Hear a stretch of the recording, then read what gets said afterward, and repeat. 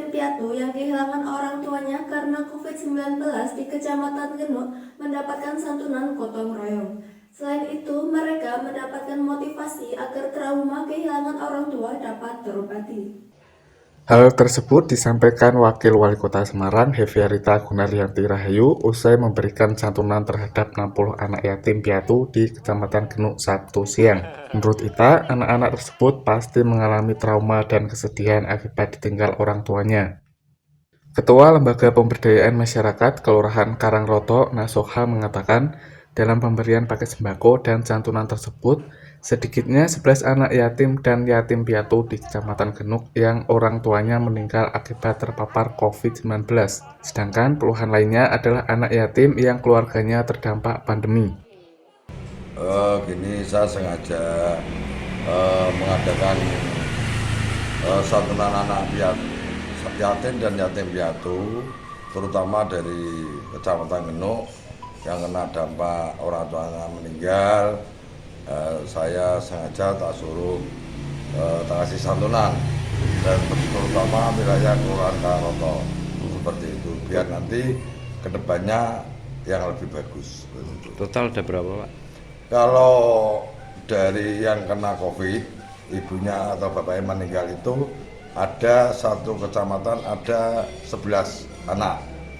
Ya juga yang yatim, juga yang tidak kena dampak COVID ada 60. Gitu. Kalau upaya dari LPMK sendiri, Pak, terhadap anak-anak korban COVID ini sendiri seperti apa, Pak? Kalau saya sebagai manusia, apalagi saya yang ditokohkan wilayah Karangroto ini, saya sangat prihatin dan segera COVID-19 ini bisa hilang.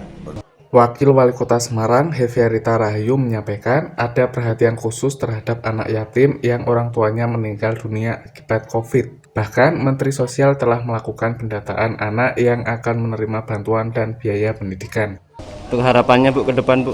Ya, harapan kami ke depan tentunya anak-anak ini tidak akan terkena secara beban psikologis ya, karena mereka tidak mengira kalau bapak ibunya meninggalkan seketika. Tadi kan ada yang selang 1 hari, ada yang bapak atau bapaknya atau ibunya atau ya berurutan, sehingga mereka selain kita harus memikirkan masa depan mereka, tapi juga secara psikologisnya, karena begitu ditinggalkan mereka kan tidak siap, sehingga ini yang mungkin juga harus diperlukan bagaimana pendekatan-pendekatan secara psikologis untuk mereka.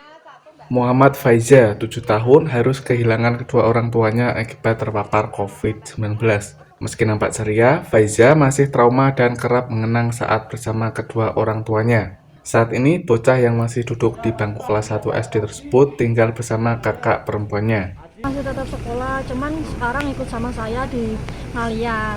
Soalnya kalau emang di rumah induk lagi, kayaknya bocahnya agak trauma gitu. Soalnya kalau diajak ke situ tuh lama gitu, dia nggak mau, minta pulang terus.